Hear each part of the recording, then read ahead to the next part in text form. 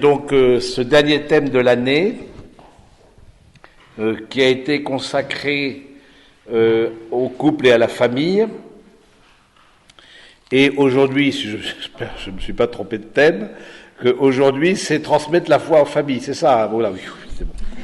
C'est bon, je ne me suis pas trompé de thème, alléluia. Donc nous allons parler de ça, de la transmission de la foi, parce que qui dit famille dit forcément transmission. Mais vous le savez bien, c'est pas simplement la transmission d'un patrimoine ou la transmission de dettes éventuellement, mais c'est surtout la transmission à la fois de valeurs et à la fois de la foi.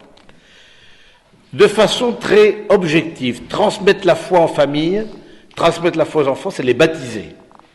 Le baptême, c'est la manière de transmettre la foi. Donc là aussi, il faut revenir à quelque chose d'objectif aussi dans notre manière de vivre et de penser la foi. La foi est une grâce. Et cette grâce, on l'obtient par les sacrements, de façon particulière. On l'obtient en amont. C'est vrai que l'Esprit Saint, c'est une grâce qui vient du Saint-Esprit. Et donc, c'est vrai qu'il y a des personnes qui ne sont pas baptisées, qui ont la grâce de la foi en Jésus, qui croient en Jésus. Sinon, il n'y aurait jamais de catéchumène. Hein, forcément, donc cette grâce-là, mais cette grâce-là, on sait qu'elle est au rendez-vous à l'intérieur des sacrements, particulièrement du baptême, qui donne la grâce de la foi en Jésus, qui incorpore à l'Église. Voilà, tout ce que donne c'est pas, je vais pas développer sur le baptême, mais c'est important aussi d'objectiver. Voilà, comment est-ce que je transmets la foi? C'est par grâce. Maintenant, c'est sûr que le fait d'avoir un terrain favorable, c'est quelque chose de très important. Un peu comme la semence, vous vous souvenez, avec la parabole du semeur, le semeur est sorti pour semer, eh bien voilà, il est sorti pour semer, et la semence est tombée dans les mauvaises graines, dans les mauvaises terres, dans les ronces, etc., etc. C'est sûr que la manière dont cette foi, cette grâce est accueillie dans la famille va se développer de façon tout à fait différente, selon que on donne aux enfants un climat de foi, de la possibilité de faire des expériences, bon, on y reviendra, qui vont leur permettre de s'approprier cette propre foi. Mais ce qui est important, c'est de dire qu'on transmet d'abord la foi en Jésus. C'est la foi en une personne. Alors, c'est vrai que cette foi-là, elle implique un certain nombre de valeurs. Je dis ça parce que dans les préparations au mariage que je peux faire, comme vous le savez, je suis très impliqué dans les préparations au mariage, et arrive la question, le Christ au cœur de votre couple. Comment est-ce que vous avez... Eh bien, les fiancés, pourtant pratiquants, catholiques, de famille la plupart du temps issus de familles catholiques pratiquantes elles-mêmes, ont bien du mal à définir, ben vous dites, ça c'est comment dire, c'est un code moral, ça nous a donné des valeurs, ça nous a donné des repères, Jésus est un maître. Voilà, on voit un certain nombre de choses, mais qui, à mon avis, ne vont pas jusqu'au bout de ce qu'est la foi chrétienne. Des valeurs, j'allais dire, toutes les religions transmettent un certain nombre de valeurs. Puis même les personnes qui ne croient en aucun Dieu transmettent des valeurs, que ce soit à leurs enfants, parce que, bien sûr, que ce soit le respect de l'autre, que ce soit la solidarité, que ce soit le pardon, voilà, un certain nombre de valeurs. Je veux dire, aujourd'hui, c'est difficile d'être contre les valeurs chrétiennes. Quelque part, elles sont tellement diffuses dans notre société, d'une certaine manière, que voilà, on s'en rend plus compte. Mais aller dans une société qui n'est pas chrétienne, et là vous vous rendrez compte qu'on est dans une société façonnée par l'Évangile, même si les gens pratiquent plus. Parce qu'il y a des tas de choses liées au respect, l'importance de la personne, les droits de la personne, etc., etc. Tout ça vient de l'Évangile. Faut aussi s'en rendre compte. Et du coup, je pense que c'est important de dire, nous transmettre la foi, c'est pas seulement transmettre des valeurs, c'est transmettre l'attachement à une personne. Et ça, je pense que c'est quelque chose qu'il faut bien. C'est pas transmettre un modèle simplement. La foi, c'est transmettre un modèle. Je veux dire, toutes les familles transmettent des modèles de toute façon. On ne peut pas faire autrement. De même que toute communauté religieuse, quand un jeune arrive, transmet un modèle de vie religieuse. Ça, très certainement, ça c'est... Mais vous voyez, la foi, c'est vraiment d'abord la définir, c'est l'adhésion de l'intelligence à un Dieu qui se révèle. Dieu se révèle, et je dis oui, c'est vrai. Des tas de religions ont voulu créer un pont entre l'homme et Dieu, et puis ça c'est le principe des religions. Toutes les religions, c'est ça. De façon différente, que ce soit par l'animisme ou par les religions qu'on pourrait appeler premières, comme en Amérique latine ou en Afrique, des religions, voilà, toutes les grandes, les religions asiatiques, etc., ont voulu créer quelque chose parce qu'il y a une aspiration dans l'homme à un lien avec la transcendance. C'est dans le cœur humain, parce que nous savons pourquoi il y a cette aspiration, parce qu'on est fait à l'image, à la ressemblance de Dieu. C'est pas trop rapide, c'est bon non, mais vous me dites, vous m'interrompez si... Moins vite, voilà. Donc du coup, non mais ça, alors, vous avez été arrêté où? Aspiration. Donc il y a dans le cœur de chaque personne humaine, bon mais ça c'est des choses que vous savez, normalement, au bout de l'année, je vais faire une petite contrôle là. Ça doit être su, archi su. Donc il y a une aspiration dans le cœur humain à aller vers le Seigneur, à aller vers une divinité, on va dire ça comme ça. C'est quoi la différence avec Jésus? C'est que autant il y a des religions qui ont construit des ponts, et il y en a un qui a dit non, le pont c'est moi. C'est pas du tout pareil. On joue pas du tout dans la même cour. Le christianisme ne joue pas du tout dans la même cour que toutes les autres traditions religieuses, pour respectables qu'elles soient. Parce que toutes les traditions religieuses, justement, veulent aller vers Dieu. J'ai été à une exposition, c'était l'année dernière, au Petit Palais à Paris, qui s'appelle Dieu au pluriel, mode d'emploi. Et donc, ça présentait de façon très objective, très factuelle, les différentes religions du monde, etc. Et c'était très intéressant de voir que dans la première, il y avait une salle, une sorte d'antichambre pour l'exposition.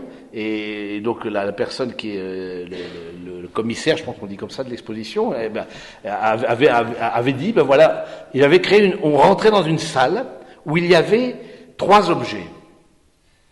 Il y avait une statue Dogon, je ne sais pas si vous savez ce que c'est que les Dogons c'est une tribu africaine, une statue Dogon de la fertilité, donc représentait une femme qui avait les mains tirées comme ça vers le ciel, tendues vers le ciel.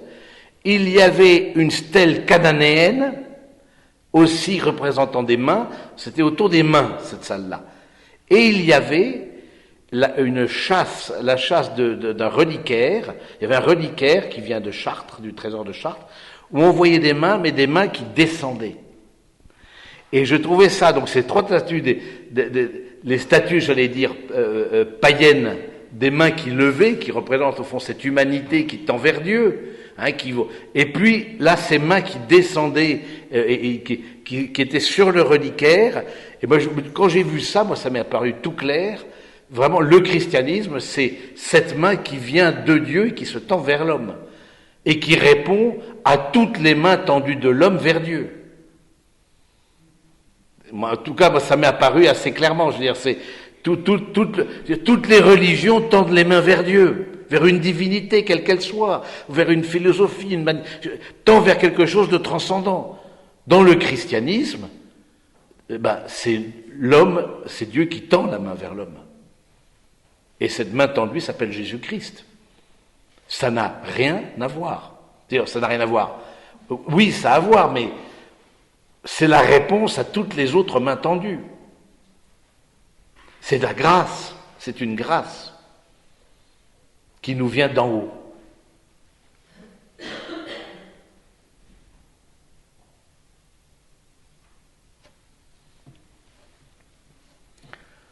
C'est une grâce.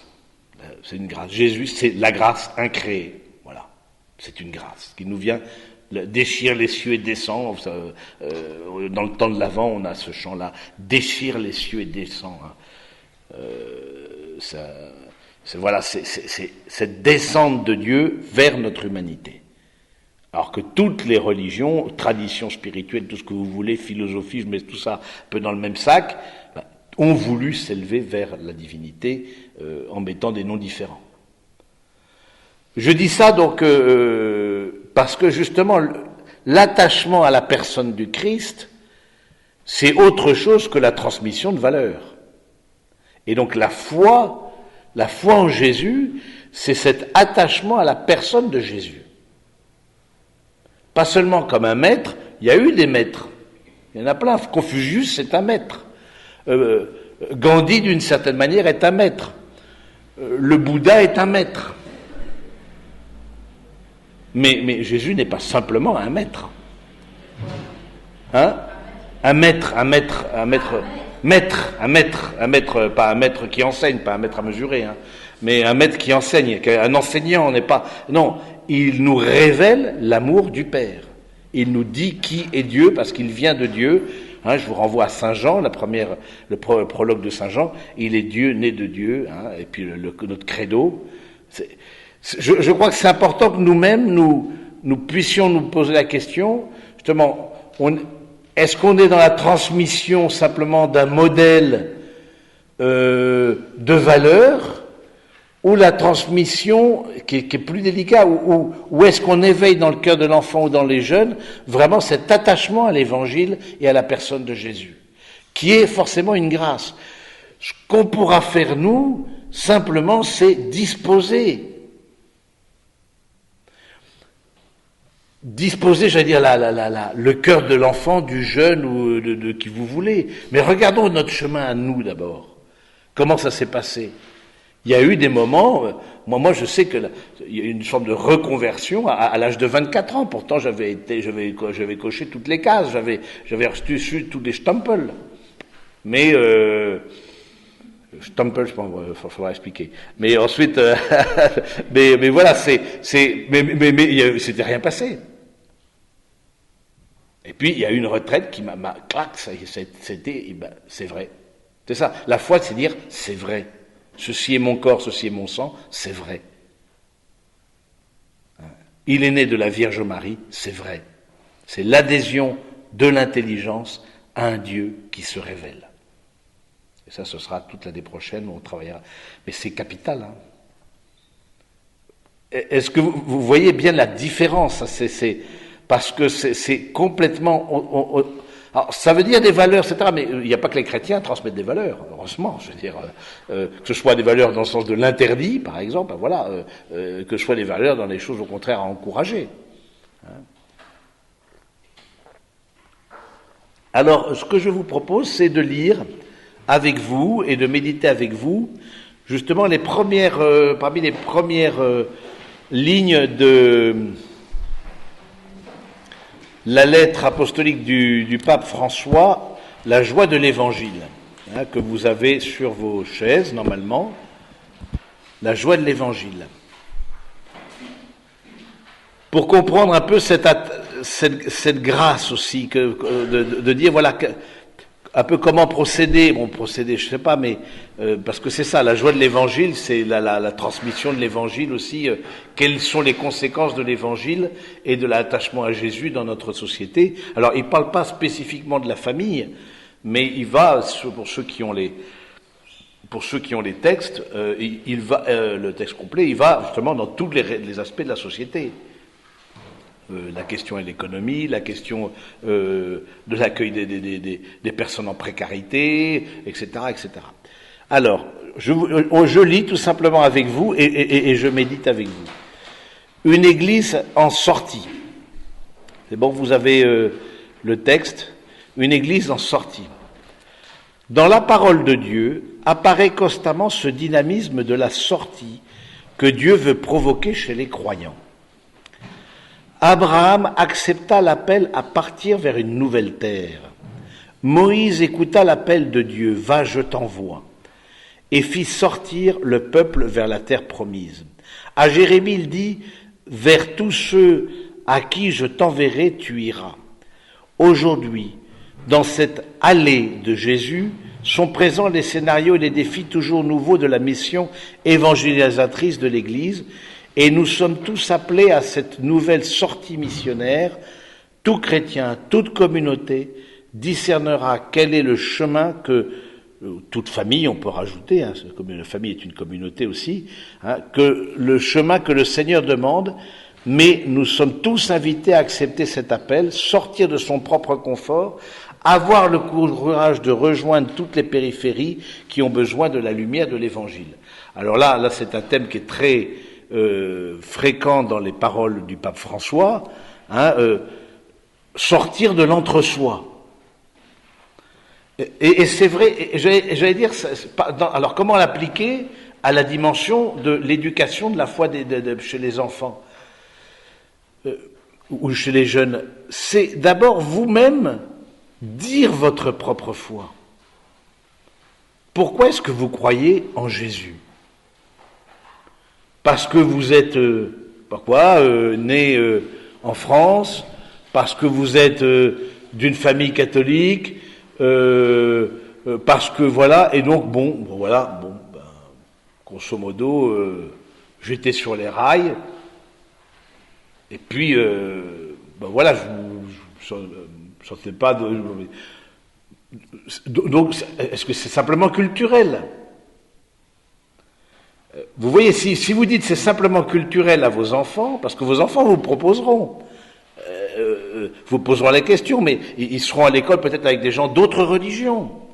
Mais pourquoi est-ce qu'on n'a pas une autre religion? Ou pourquoi est-ce qu'on n'est pas sans religion? Ou pourquoi faut-il avoir une religion? Ma question, et ce que je vois chez les chers parents que vous êtes, c'est que vous avez bien de la misère à mettre des mots sur la foi.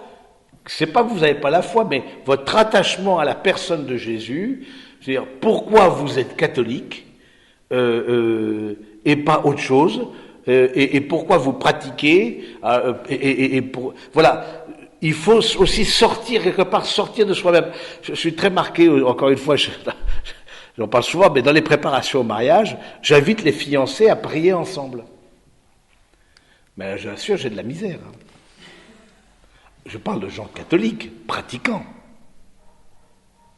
Je ne parle pas de gens qui seraient aux antipodes, aux périphéries, comme dit le Saint-Père. Là, on ne peut pas parler de périphérie, vraiment, là, mais alors que sous d'autres points, ils sont, j'allais dire, là, il dit, oh non, c'est très pudique, alors que sous d'autres points, ils sont beaucoup moins pudiques. Mais bon, ça, c'est une autre question. Passons. Mais je dis, mais c'est vrai que quelque part, un couple où quand on partage sa foi, c'est vrai que surtout qu'on n'a pas l'habitude de le faire en France. Surtout, le fait d'être en France, ça n'aide pas de ce point de vue-là, parce qu'il y a une telle coupure entre la société civile et la vie spirituelle qui n'existe pas dans d'autres pays, même dans d'autres pays européens, sans aller chercher dans d'autres continents. Mais le fait de cette coupure-là fait que parler de la foi, c'est presque à quelqu'un, c'est presque indécent. C'est presque lui demander combien est-ce que vous gagnez. Non, ça se fait pas. Ça. Et du coup, on se dit, comme c'est important que vous-même, le pape invite à sortir, mais à aussi sortir de soi-même, sortir de cette fausse pudeur quelque part, sortir de savoir mettre des mots. Pourquoi est-ce que je suis attaché à l'Évangile? Pourquoi est-ce que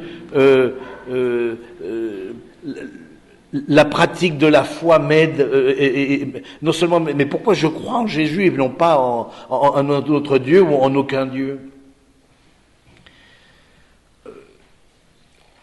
Je crois que c'est pour vous en tout cas et pour tous, il y a aussi un acte de foi à dire votre foi et à passer peut-être au-delà d'un quant à soi, d'un respect humain, vous voyez, d'une certaine pudeur, c'est vrai, mais quand on est dans le domaine des enfants et de la transmission de la foi, ce qui les marque beaucoup, c'est quand leurs parents ont dit leur foi. Et non pas simplement ont posé les gestes de la foi. C'est pas pareil de poser les gestes de la foi, comme la pratique dominicale par exemple, que de dire sa foi et de partager en famille sur ce qui fait le contenu de notre foi et notre attachement à Jésus.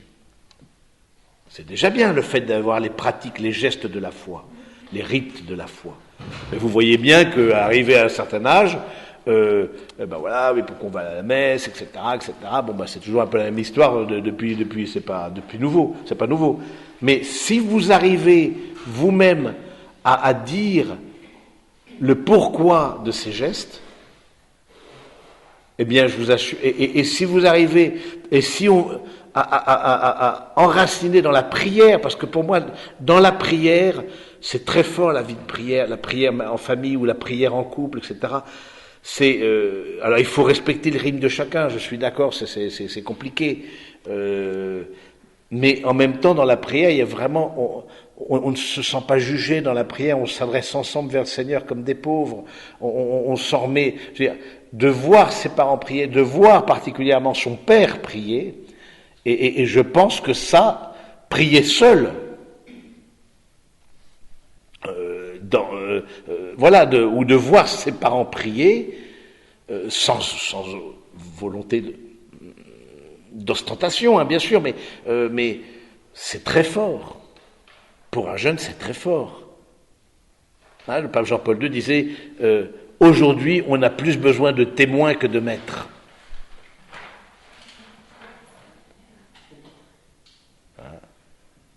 Et du coup, je pense que de ce point de vue-là, dans la prière, quelque part, ça se transmet un peu que par la foi. Bon, il y a la grâce du baptême qui donne dans le cœur de l'enfant, nous le croyons, la capacité de croire, je veux dire, la foi. Mais ensuite, une chose c'est le thé, une chose c'est l'infusion, et que le thé infuse la totalité du bol dans lequel il est trempé. Si la foi est là, mais qu'elle ne rayonne pas dans le cœur du jeune ou de l'enfant, ou dans notre vie, c'est pareil.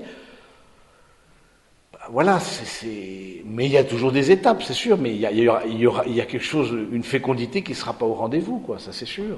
Et donc je trouve ça intéressant de dire que le pape nous dit, il faut sortir de... Alors là, il va vers les périphéries, mais je veux dire, ce fait de sortir, c'est vrai que la foi, c'est une dépossession de soi toujours.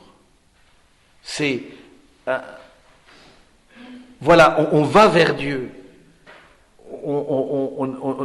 Alors, là aussi, il faut être mesuré, il ne faut pas non plus tout ramener à la religion, sans cesse, et casser les oreilles. Là aussi, vous avez aussi la grâce, les patadis d'être intelligent, donc du coup, la grâce aussi du discernement, de dire quand est-ce que vous avez une parole à dire, quand est-ce que...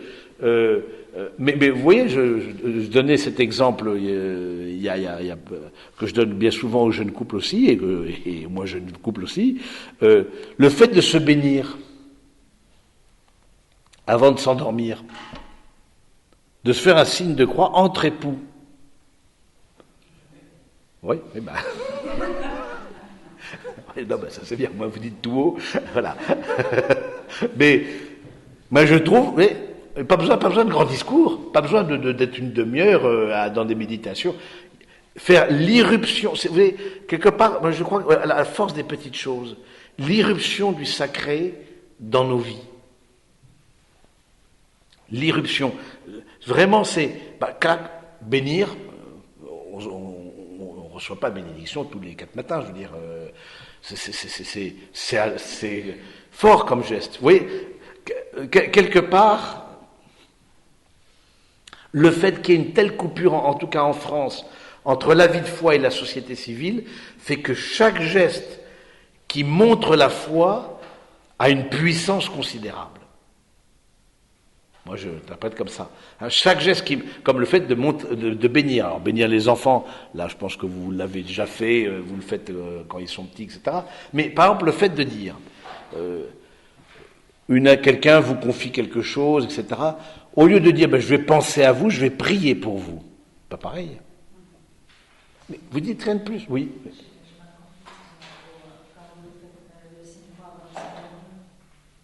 Oui. faire le signe de croix avant de s'endormir. C'est-à-dire qu'on bénit, sur le front de l'enfant, ou en général de l'enfant, mais on peut faire le front, on demande la bénédiction du Seigneur. Oui, mais vous avez dit que c'est une impression. Ah oui, alors attendez, c'est ça, c'est le sacré qui... Une irruption du sacré, c'est-à-dire que une irruption, oui, c'est une entrée du sacré, c'est une manifestation du sacré. Le fait de bénir, c'est un geste sacré dans la vie quotidienne. Et dans la vie, je veux dire, voilà, c'est irruption, c'est ça, c'est une manifestation, c'est voilà, le sacré rentre dans la vie quotidienne en France. Où justement, il faut surtout pas que le sacré, voilà, si on peut le ramener uniquement chez soi et le ramener uniquement dans l'intimité familiale, mais surtout qu'il dérange pas. Hein, du coup, les signes ostentatoires, tout ce, etc., on voit cette... Mais dans le couple ou dans la famille, le fait de la bénédiction, de recevoir la bénédiction, je sais pas quoi, pour un voyage, recevoir, mais des petits gestes. Pas de grande... Ça a une force considérable.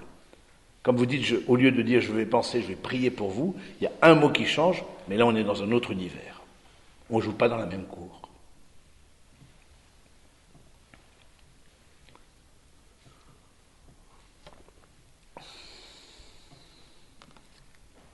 Voilà. Donc il y a ce que dit le Saint-Père là, c'est il faut sortir de soi-même pour transmettre la foi. Il y a quelque chose à se déposséder aussi de soi, du côté, voilà, de son quant à soi, de son respect humain. Au fond, c'est rentrer dans une confiance. Transmettre la foi, c'est rentrer dans une confiance en Dieu, que le Seigneur, dans ce que vous avez donné, continuera d'agir, et il continuera d'agir bien au-delà de ce que vous avez donné. Donc, voilà, c'est...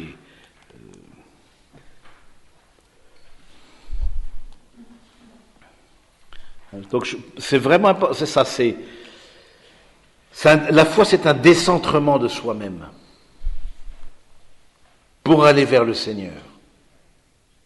Quitte ton pays et la maison de ton père et va vers le pays que je t'indiquerai. Hein.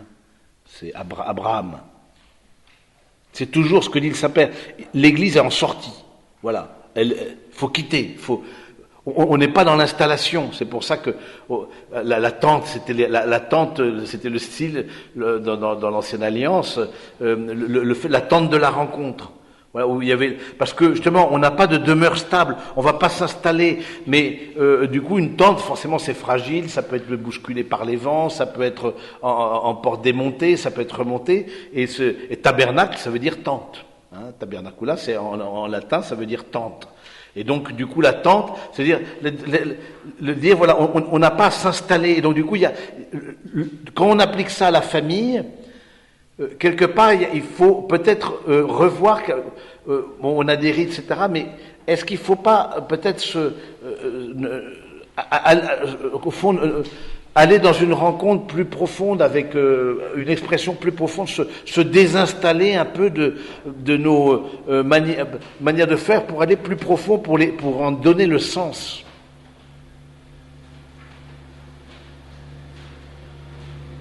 Vous comprenez, je comprends le sens du message du Saint-Père dans ce sens-là.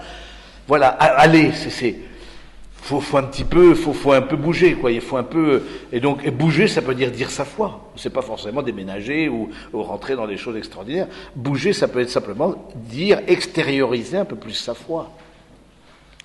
Dans la famille, là, on est dans la famille. Mais je vois que les parents n'osent pas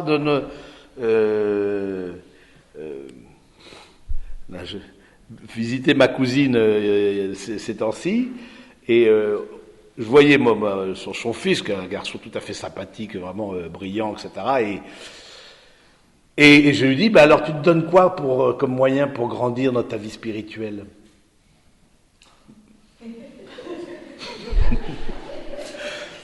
Non mais, je sais pas, c'est rien contre la foi et les mœurs, je veux dire, c'est pas une question... Non mais c'est un garçon très brillant, il étudie, voilà, à Londres, le truc, summum, voilà, bon, ok, bon, très bien, ok, au plan intellectuel, on voit que tu mets en place des trucs, c'est bien. Maintenant, ta vie spirituelle, tu te donnes quoi comme moyen? Mais personne ne m'avait posé la question. Mais ça, c'est aux parents de poser la question. À un moment donné, c'est lui qui a donné la réponse. Il a 19 ans, 20 ans, tu es en charge de ta vie spirituelle. Comme tu es en charge, à un moment donné, de même, on n'est pas derrière toi à faire les devoirs à 20 ans. Ça ne va pas être possible, ça. Gros moment de solitude. Mais vous auriez... Bon, il ne faut pas parler. Mais bon, du coup, osez, mais de façon interrogative. Plus l'enfant... Du coup, je crois que ensuite, ça fera son chemin. Et je prétends pas que là, il y ait eu une réponse définitive donnée, mais ça fera son chemin.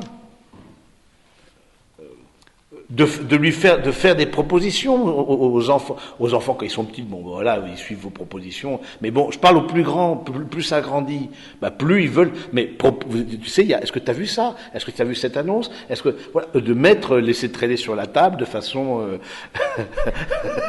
complètement fortuite, une invitation à un camp, à un pèlerinage de jeunes, d'étudiants, je sais pas quoi, bon, est-ce que tu étais au courant?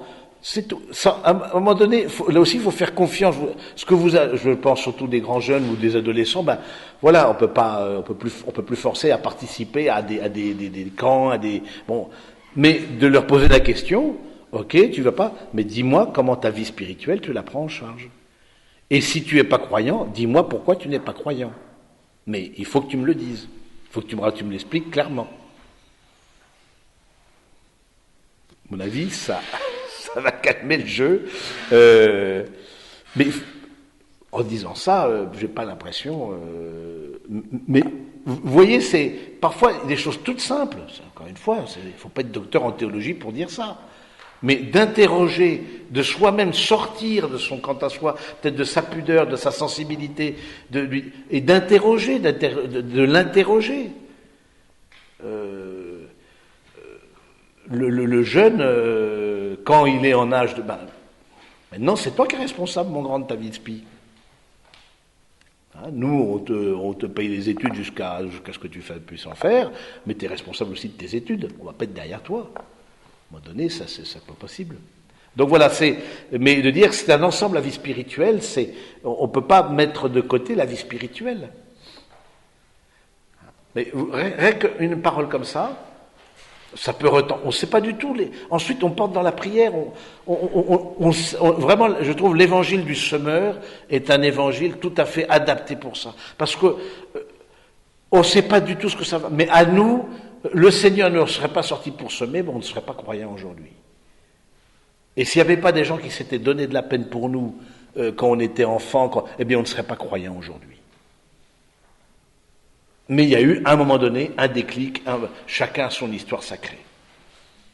Chacun a son histoire sainte.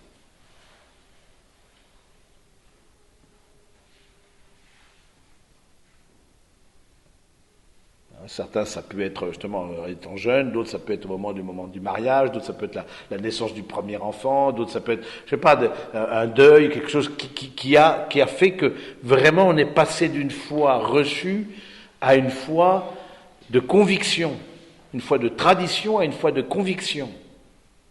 Et je trouve chez certains jeunes, en tout cas, très beau de voir, il y a une vraie foi de conviction chez beaucoup. Hein, oui, chez beaucoup, disons, chez certains, il faut rester modeste, mais en tout cas ceux qui l'ont, ils l'ont. Ensuite, la joie numéro 21, la joie de l'évangile qui remplit la vie de la communauté des disciples est une joie missionnaire. Les 70 disciples en font l'expérience, eux qui reviennent de la mission pleins de joie. Jésus la vit, lui qui exulte de joie dans l'Esprit Saint et loue le Père parce que sa révélation rejoint les pauvres et les plus petits. Les premiers qui se convertissent la ressentent. remplis d'admiration en écoutant la prédication des apôtres, chacun dans sa propre langue, à la Pentecôte. Cette joie est un signe que l'Évangile a été annoncé et donne du fruit. Mais elle a toujours la dynamique de l'exode, du don, du fait de sortir de soi, de marcher, de semer toujours de nouveau, toujours plus loin. Le Seigneur dit « Allons ailleurs, dans les bourgs voisins, afin que j'y prêche aussi, car c'est pour cela que je suis sorti. » Quand la semence a été semée en un lieu, il ne s'attarde pas là pour expliquer davantage ou faire d'autres signes. Au contraire, l'Esprit le conduit à partir vers d'autres villages. Bon, on a vu la question de l'exode, la question de la joie. Le fait de transmettre la foi, c'est faire que la foi soit signe de joie. On parlera après de la fête. Mais comment est-ce qu'on... un saint triste et un triste saint, je veux dire, on évangélise par la joie. Et la joie que nous donne l'appartenance au Seigneur. Si on nous voit toujours le visage contrarié, tendu, crispé, etc., mais son Dieu, alors, il lui donne de la joie, son Dieu, ou il lui donne pas de la joie? Et je pense que de ce côté-là, il y a une véritable question à se poser, de dire, de faire de nos célébrations, dans le judaïsme, quelque chose qui est très beau, c'est que les fêtes religieuses sont aussi associées à des rituels, par exemple, on danse. Alors, du coup, on se réunit en communauté, on danse, les danses d'Israël, etc. Des chants, on prend des chants, on prend des... Voilà, bon, ben, c'est traditionnel, mais je trouve de mettre en place aussi, d'associer dans nos familles les fêtes religieuses, non seulement à des bons repas, voilà, ces jours de fête. Ces jours de fête. Eh bien, de façon tangentielle, diffuse, la foi elle passe, parce que c'est une joie de croire. Joie de vivre, joie de croire, voilà, c'est une joie de croire. Et donc du coup, le Saint-Père nous dit, voilà, le Seigneur, en fait, il a évangélisé aussi par la joie. Et bon, voilà. La parole a en soi un potentiel que nous ne pouvons pas prévoir. Numéro 22. L'Évangile parle d'une semence qui, une fois semée, croît d'elle-même, y compris quand l'agriculteur dort. Vous connaissez ce chapitre, ce passage de l'Évangile. La semence, qu'il soit, il y a les références, donc c'est en Marc 4, 26, 29, qu'il dort ou qu'il soit éveillé, eh bien, le royaume de Dieu, comme une semence, grandit. Là, je crois aussi, vous avez affaire à un acte de foi dans le Seigneur, que dans le cœur de vos enfants, de vos jeunes, de votre famille, que vous soyez éveillés ou que le royaume de Dieu grandit. Parce que c'est pas une histoire humaine, c'est pas une histoire de marketing, c'est pas une histoire d'efficacité, c'est une grâce. Parce que le royaume de Dieu, c'est Dieu lui-même.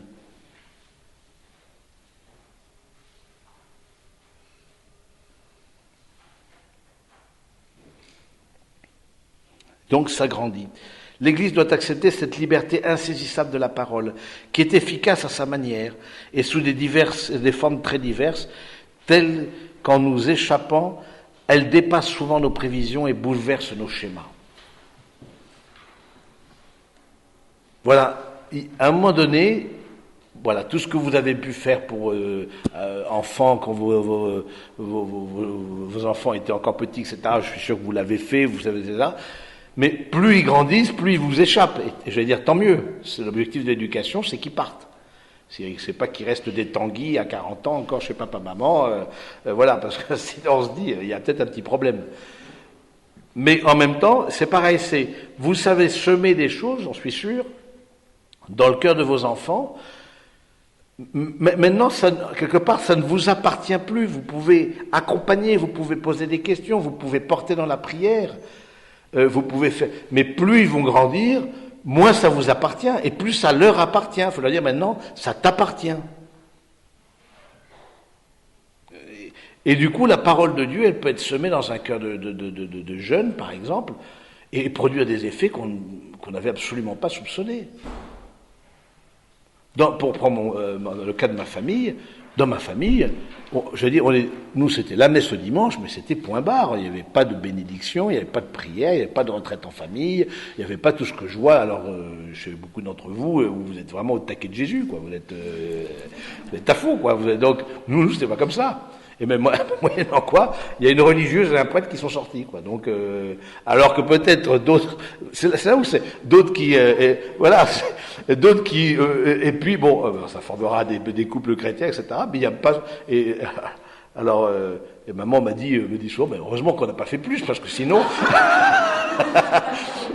c'est toute la famille qui serait passée là. Donc, mais bon, c'est là où ça nous échappe quelque part. Un curé de paroisse qui me disait, je vais beaucoup travailler avec les enfants de chœur pour que les approcher de l'autel, donc les garçons pour qu'ils puissent prendre conscience qu'ils fréquentent un prêtre, etc. Il y a eu 2 vocations, mais aucune dans mon groupe d'enfants de chœur. Ça nous dépasse, et je pense que c'est ça qui est pas facile dans la foi.